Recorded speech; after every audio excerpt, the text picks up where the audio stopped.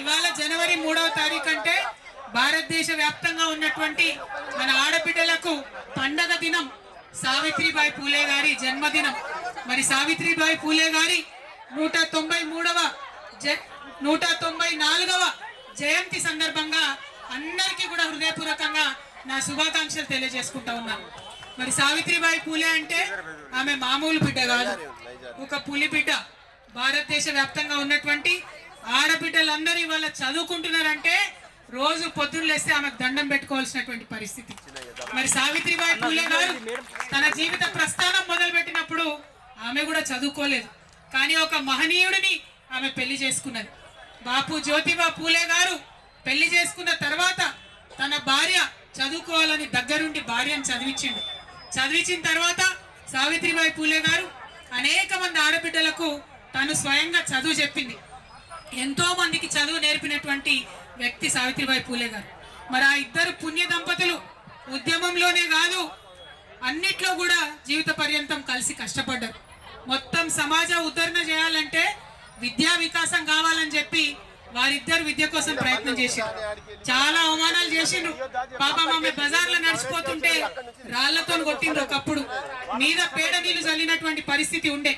అయినా సరే మొక్కువని ధైర్యంతో మరి సమాజ వికాసమే నాకు కావాలని ముందుండి పోరాటం చేసినటువంటి మహనీయురాలు సావిత్రిబాయి పూలే.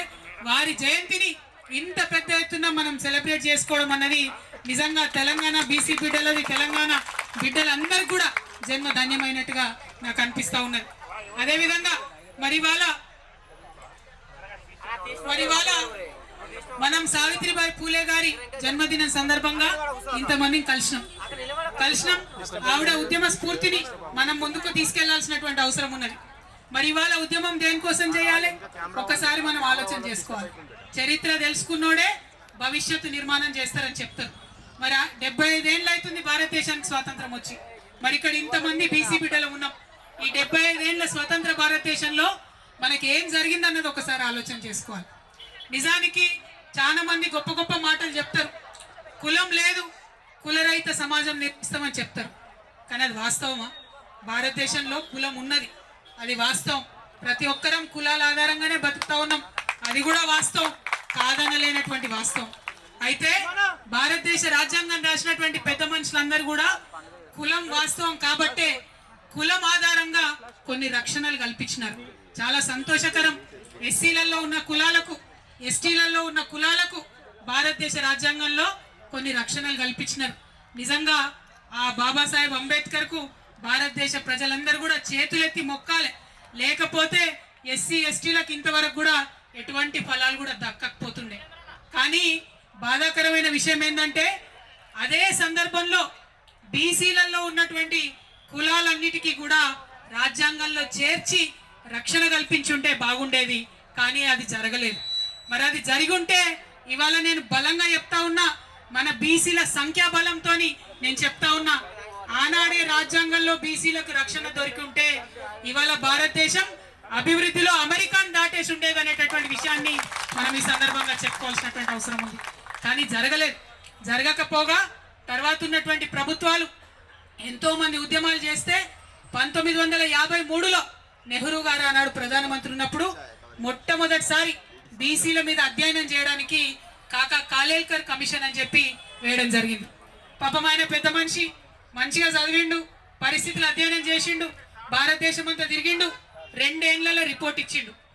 అయితే నెహ్రూ గారు ఏం చేసిండంటే ఆనాడు, నువ్వు రిపోర్ట్ ఇచ్చినావు కరెక్టే, 2399 కులాలు ఉన్నాయి బీసీలల్లా అని చెప్తున్నావు కరెక్టే, అందులో 837 కులాలు ఎంబీసీ కులాలు మోస్ట్ బ్యాక్వర్డ్ ఉన్నాయని చెప్తున్నావు కరెక్టే. కానీ దీనికి ప్రాతిపదిక ఏంటిది అని ఒక ప్రైమ్ మినిస్టర్ స్థాయిలో ఆ రోజు ఆయన చెప్పి, ప్రైమ్ మినిస్టర్ నెహ్రూ గారు ఆ యొక్క రిపోర్ట్ ని ఆనాడు రిజెక్ట్ చేసిండ్రు. ఇది చరిత్ర కాదనలేనటువంటి వాస్తవం అని సందర్భంగా మనందరం కూడా గుర్తు చేసుకోవాలి. మరి ఇక్కడ ఒక ప్రశ్న నేను కాంగ్రెస్ వాళ్ళని అడుగుతా ఉన్నా. నెహ్రూ గారే కమిషన్ వేసిరి, 2 ఏళ్ళు ఆ కమిషన్ నెహ్రూ గారి కిందనే పనిచేసే. మరి ఏ ప్రాతిపదికన పనిచేసిందో ప్రధానమంత్రి గారికి తెలియలేదంటే, ఆ 2 ఏళ్ళు రివ్యూ చేయలేదంటే మరి ఇది కాంగ్రెస్ పార్టీ బీసీలో చేసిన ద్రోహం కాదా అని చెప్పి నేను ఇవాళ ప్రశ్నిస్తున్నా. ఇవాళ ఇక్కడ మనం ఆలోచన చేసుకోవాలి. 1955లో ఆ రిపోర్ట్ రిజెక్ట్ చేస్తే మళ్ళా 24 ఏళ్ళు ఎవ్వరు కూడా బీసీల గురించి మాట్లాడలే. ఎక్కడ కూడా బీసీలకు ప్రభుత్వం కేంద్ర స్థాయిలో ఏమి కూడా చేయలే. అప్పుడేం జరిగింది?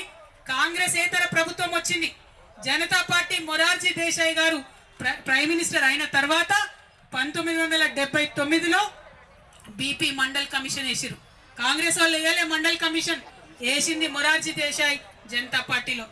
ఆయన పెద్ద మనిషి, బాగా స్టడీ చేసిండు. చాలా అన్యాయం జరుగుతుంది, 70% విద్యా ఉద్యోగాలలో మరి వాటా ఇవ్వాలని చెప్పి సంవత్సర కాలం లోపలనే రిపోర్ట్ ఇచ్చిండు. కానీ అంతలోపు ఏమైంది? జనతా పార్టీ పోయింది, ఇందిరమ్మ రాజ్యం వచ్చింది. ఇందిరమ్మ రాజ్యంలో ఏం జరిగింది? గొప్పగా చెప్తున్నారు ఇవాళ. ఇందిరమ్మ రాజ్యంలో ఏం జరిగిందంటే మండల్ కమిషన్ రిపోర్ట్ తీసి 10 ఏళ్ళు బీర్వాల పెట్టి భద్రంగా తాళం వేసిండ్రు. తప్పితే ఇందిరమ్మ రాజ్యంలో బీసీలకు న్యాయం జరగలే. ఇవాళ నేను అడుగుతా ఉన్న కాంగ్రెస్ పార్టీని, కాదంటారా ఈ వాస్తవాన్ని? 1980లో మండల్ కమిషన్ రిపోర్ట్ ఇస్తే మళ్ళా కాంగ్రెస్ ఏతర ప్రధానమంత్రి విపి సింగ్ 10 ఏళ్ల తర్వాత వచ్చేంత వరకు కూడా బీసీల గురించి కాంగ్రెస్ పార్టీ మాట్లాడిన పాపాన పోలేదు. ఇవాళ బాగా నోరు పెట్టుకొని మాట్లాడుతున్నారు. మేమందరం బీసీలం ఇందిరా పార్క్ దగ్గర 2 ముచ్చట్లు మాట్లాడుకుంటామంటే నిన్న రాత్రి 9 దాకా పర్మిషన్ ఇవ్వకుండా ఇబ్బంది పెట్టి, ఇక మీకు ఇప్పుడే బీసీలు గుర్తొచ్చినా అంటారు. చెప్తాం మీ చరిత్ర కూడా చెప్తాం. మీరు 10 ఏళ్ళు భద్రంగా బీర్వాల పెట్టి తాళం పెట్టిరు మండల్ కమిషన్ రిపోర్ట్. మళ్ళా కాంగ్రెస్ ఏతర ప్రధానమంత్రి వచ్చినప్పుడే, విపి సింగ్ గారు వచ్చినప్పుడే దానికి న్యాయం జరిగింది. ఆయన అమలు చేసిండు పాపం మండల్ కమిషన్ రిపోర్ట్ ని. అమలు చేస్తే ఇక గొప్పగా మాట్లాడే భారతీయ జనతా పార్టీ నాయకులు విపి సింగ్ గారికి ఆనాడు సపోర్ట్ విత్డ్రా చేసుకున్నారు. ఆయన ప్రభుత్వాన్ని కూలగొట్టిండ్రు. సంకీర్ణ ప్రభుత్వం ఉండే, బీజేపీతో కలిసిన ప్రభుత్వం ఉండే, బీసీల కోసం మంచిగా చేసినటువంటి వ్యక్తి ప్రధానమంత్రిగా ఉండడానికి లేదని బీజేపీ ఆనాడు సపోర్ట్ వాపస్ చేసుకున్నది. ఇది కాదా, ఇది తప్ప? బీజేపీ నాయకులు ఇవాళ ఆన్సర్ చేయాలి. ఆనాడు మరి కాంగ్రెస్ వాళ్ళకు కూడా ఉండే ఎంపీలు, కానీ విపి సింగ్ కి సపోర్ట్ చేయలేదు. మొత్తానికి ఆయన ప్రభుత్వాన్ని ఊలగొట్టిండ్రు. తర్వాత కేసుల మీద కేసులు వేసిండ్రు. 1993లో 27% కేవలం ఉద్యోగాలలో మాత్రమే బీసీలకు రిజర్వేషన్ వచ్చింది. కేవలం ఉద్యోగాలలో మాత్రమే. మళ్ళీ 2006 దాకా అంటే ఇంకొక 13 ఏళ్ళు విద్యలో మనకు రాలేదు రిజర్వేషన్. 2006లో మళ్ళా 13 ఏళ్లకు అప్పుడు విద్యలో రిజర్వేషన్ వచ్చింది. అంటే నెహ్రూ గారి రాజ్యంలో అన్యాయమే, ఇందిరమ్మ రాజ్యంలో బీసీలకు అన్యాయమే. తర్వాత రాజీవ్ గాంధీ గారు వస్తే ఇదే విపి సింగ్ గారు నేను అమలు చేస్తున్న మండల్ కమిషన్ రిపోర్ట్ అంటే పార్లమెంటులో 1.5 గంట మాట్లాడతారు. రాజీవ్ గాంధీ గారు మాట్లాడి ఏమంటారు?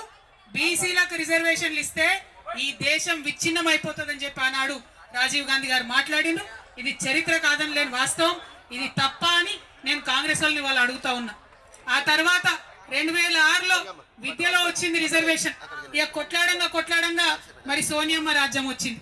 సోనియమ్మ రాజ్యంలో 2011లో కులగణన చేస్తామని చెప్పి మొదలు పెట్టిండ్రు. 4,500 కోట్ల రూపాయలు ఖర్చు పెట్టిండ్రు, కులగణన చేసిండ్రు. కానీ ఆ రిపోర్ట్ మాత్రం ఇంతవరకు బయట పెట్టలే. ఎందుకోసం? భయం. మనం ఎంతమంది ఉన్నామో తెలిస్తే అంత వాటా ఇవ్వాల్సి వస్తుందని భయం తప్పితే ఇంకొకటి ఏమీ లేదు. 4,500 కోట్లు ఖర్చు పెట్టి సోనియమ్మ రిపోర్ట్ ఇవ్వకుండానే వెళ్ళిపోయింది. ఆ తర్వాత బీజేపీ ప్రభుత్వం 2014లో వచ్చింది. వచ్చిన తర్వాత బీజేపీ వాళ్ళు కూడా రిపోర్ట్ బయట పెట్టకుండా ఇప్పుడు ఏమంటారు? బాజాప్తా ఓపెన్ గా చెప్తున్నారు బీజేపీ నాయకులు, మేము కులగణనకు వ్యతిరేకం, మేము కులగణన చెయ్యము అని చెప్తా ఉన్నారు ఇవాళ. అట్లా అని చెప్పి సుప్రీంకోర్టులో కూడా వాళ్ళు అఫిడవిట్ వేసిండ్రు. ఇవన్నీ ఎందుకు చెప్పుకుంటున్నామంటే 2 జాతీయ పార్టీలు, అది కాంగ్రెస్ కావచ్చు బీజేపీ కావచ్చు, అడుగడుగునా బీసీలకు అన్యాయం చేసిరు తప్పితే ఎక్కడ కూడా న్యాయం చేయలే. ఇవాళ నేను ఇప్పుడు చెప్పినటువంటి విషయాలన్నీ ఏ ఒక్కటి అవాస్తవమైనా నేను రాజకీయాల్లోంచి శాశ్వతంగా తప్పుకుంటానని చెప్పి ఛాలెంజ్ చేస్తా ఉన్నా కాంగ్రెస్ పార్టీకి, బీజేపీ పార్టీకి. నేను కరెక్ట్ మాట్లాడుతా ఉన్నా, న్యాయబద్ధంగా మాట్లాడుతా ఉన్నా, ధర్మబద్ధంగా మాట్లాడుతా ఉన్నా. ఎవరన్నా ఈ భారతదేశంలో బీసీలకు న్యాయం చేసిరంటే అది కేవలం ప్రాంతీయ పార్టీలు మాత్రమే. పైన మమతా బెనర్జీ దగ్గర నుంచి మొదలు పెట్టుకుంటే నవీన్ పట్నాయక్ గారు కావచ్చు, శరద్ పవార్ గారు కావచ్చు, ఏఐడిఎంకే కావచ్చు, డిఎంకే కావచ్చు, ప్రతి ఒక్క చోట మీరు ఎక్కడ చూసినా మన కేసీఆర్ గారు కావచ్చు, ఎన్టీఆర్ గారు కావచ్చు, కేవలం బీసీలకు న్యాయం చేసిందంటే ప్రాంతీయ పార్టీలు మాత్రమే న్యాయం చేసిన విషయం మనం విస్మరించడానికి లేదు అని మీకు ఈ సందర్భంగా నేను తెలియజేస్తా ఉన్నా. మేము మొదటి డిమాండ్ చేస్తా ఉన్నాం, అదేంటంటే ఇప్పుడు సెన్సస్ చేస్తున్నారు, జనాభా లెక్కలు చేస్తున్నారు ఈ సంవత్సరంలో 2025లో. తప్పకుండా దాంట్లో కులగణన చేయవలసిందిగా భారతీయ జనతా పార్టీని నేను డిమాండ్ చేస్తా ఉన్నా. ఇక్కడ మరి రేవంత్ రెడ్డి గారి ప్రభుత్వం నడుస్తుంది, మీ అందరికీ తెలుసు. రేవంత్ రెడ్డి గారి ప్రభుత్వం మనకి ఏం చెప్పింది, ఎన్నికలలో ఏం హామీ ఇచ్చిండ్రు? అమ్మ మీరు వచ్చిర్రు, ధన్యవాదాలు, కూర్చో. ఏం వాగ్దానం ఇచ్చిండ్రు? 42% రిజర్వేషన్ ఇచ్చినాకనే లోకల్ బాడీ ఎన్నికలకు పోతామన్నారు. ఇక్కడ ఒకసారి మనందరం ఆలోచన చేయాలి. ఎన్నికల్లో హామీ ఇచ్చేటప్పుడు తెలియదా ఎట్లా చేయాలనో? 42% ఉట్టిగానే హామీ ఇచ్చేస్తారా? అంటే ప్రజలకు ఏది పడుతుంది చెప్పి తర్వాత సంగతి తర్వాత చూడాలనుకున్నారా? మీరు 42% ఇవ్వాలని చెప్పినప్పుడే మీకు తెలుసు, ఏం తెలుసు మీకు ముందట కర్ణాటక ఫెయిల్యూర్ స్టోరీ ఉంది, బీహార్ ఫెయిల్యూర్ స్టోరీ ఉంది. దాని తర్వాత మీకు తెలుసు మొట్టమొదట డెడికేటెడ్ కమిషన్ వేయాలని తెలుసు. మహారాష్ట్రలో కూడా మీరు ఫెయిల్ అయిపోయినారు. ఈ వివరాలన్నీ కూడా మీకు తెలుసు. తెలిసి కూడా అధికారంలోకి వచ్చిన వెంటనే మొదటి నెలలనే బీసీ డెడికేటెడ్ కమిషన్ వేసేది ఉండే. జై తెలంగాణ. డెడికేటెడ్ కమిషన్ వేయాల్సింది, వేయలేదు మీరు. మేము గుర్తు చేసినాం. తెలంగాణ జాగృతి నుండి జనవరి 26, 2024లో మేము రౌండ్ టేబుల్ సమావేశం పెట్టి మరీ గుర్తు చేసినాం మీరు ప్రారంభించండి అని. కానీ చేయలేదు. చేయకుండా మనందరం కూడా గొడవ చేసేంత వరకు, హైకోర్టు మొట్టికాయలు వేసేంత వరకు కూడా రేవంత్ రెడ్డి గారి ప్రభుత్వం బీసీ డెడికేటెడ్ కమిషన్ వేయలేదన్నటువంటిది వాస్తవం. ఇప్పుడు వేసిండ్రు, 2 నెలలు అయింది బీసీ డెడికేటెడ్ కమిషన్. కానీ ఈ లోపల ఏం చేసిండ్రు? లెక్కలు ఇంకో కమిషన్ పెడుతున్నది. అంటే ఇందులో కుట్ర ఏముంది? లెక్కలు ఒక కమిషన్ పెడుతున్నది, రిపోర్ట్ ఇంకో కమిషన్ ఇస్తున్నది. రేపు పొద్దున నిలబడుతుంది ఆ కోట్ల. ఇగో ఇలా అందుకే పెట్టినాం బీసీ మహాసభ, ఉట్టిగా పెట్టలే, మాకు తెలియక పెట్టలే. కాంగ్రెస్ నాయకులు నన్ను అడుగుతున్నారు, ఎందుకు మాట్లాడుతున్నావు అని. నేను తెలంగాణ ఉద్యమం నుంచి వచ్చినటువంటి వ్యక్తిని, సందర్భోచితంగా మాత్రమే మాట్లాడతా. ఇవాళ సందర్భం ఉన్నది, ఈ సందర్భం మిస్ అయిన తర్వాత, లోకల్ బాడీ ఎన్నికలు అయిపోయిన తర్వాత అప్పుడు మాట్లాడితే ఏమంటారు? కవితమ్మ ఎందుకు మాట్లాడలే ముందు అంటారు. అందుకే ఇప్పుడు మాట్లాడుతున్నాం. ఇవాళ మీరు జవాబు చెప్పాల్సిందే. 42% ఏ విధంగా రిజర్వేషన్లు ఇస్తారో ఆ ప్రక్రియలో లోటుపాట్లు లేకుండా ప్రభుత్వం చేయాల్సిందే అని చెప్పి మేము కోరుతా ఉన్నాం. ఇవాళ ఈ బీసీ మహాసభ ద్వారా మీ అందరి మద్దతుతోని ఇక్కడ ఉన్నటువంటి కాంగ్రెస్ పార్టీకి నేను డిమాండ్ చేస్తా ఉన్నాను. 42% రిజర్వేషన్ మీరు చెప్పిండ్రు, మరి ఎందుకు చెప్పారో 42% నాకు అర్థం కాదు. బీసీలు 42% కన్నా ఎక్కువనే ఉంటారు, అవునా కదా? ఎక్కువనే ఉంటాం. మరి 42% అని చెప్పిండ్రు. పోనీ చెప్పినంతనన్నా మీరు అమలు చేయండి. లేదంటే లెక్క తేలిన తర్వాత మేమెంతుంటే మాకంత రిజర్వేషన్ ఇచ్చి లోకల్ బాడీ ఎన్నికలకు వెళ్ళాలని చెప్పి ఈ సందర్భంగా నేను డిమాండ్ చేస్తూ ఉన్నాను. మరి ఇవాళ చాలా మంది చాలా రకాలుగా మాట్లాడుతున్నారు. సావిత్రిబాయి పూలేకి నిన్న మనం ధర్నా పెట్టంగానే సావిత్రిబాయి పూలే జయంతి అఫీషియల్గా చేయాలని రాత్రి పూట మరి ప్రభుత్వం నిర్ణయం తీసుకున్నదట, అవునా కాదా? ఇది డెఫినెట్గా మన విజయమే. నేను చెప్తా ఉన్నా, కదులుతున్నాయి జంగు పట్టిన ప్రభుత్వం రథ చక్రాలు కదులుతున్నాయి. తప్పకుండా రానున్నాయి. మన బహుజనులందరికీ కూడా మంచి రోజులు రానున్నాయి. మనం ఇట్లనే ఉద్యమించాలి. ఉద్యమిస్తేనే చీకటి జీవితాల్లో సూర్యుడు ఉదయిస్తాడు, అంతే తప్పితే మామూలుగా రాదు. కాబట్టి ప్రభుత్వం దొంగ లెక్కలు, కాకి లెక్కలు కాకుండా నిజమైన లెక్కలు పెట్టి వాటా బీసీలకు ఇస్తామని వాగ్దానం చేసింది, ఇవ్వాలని మరొకసారి డిమాండ్ చేస్తున్నా.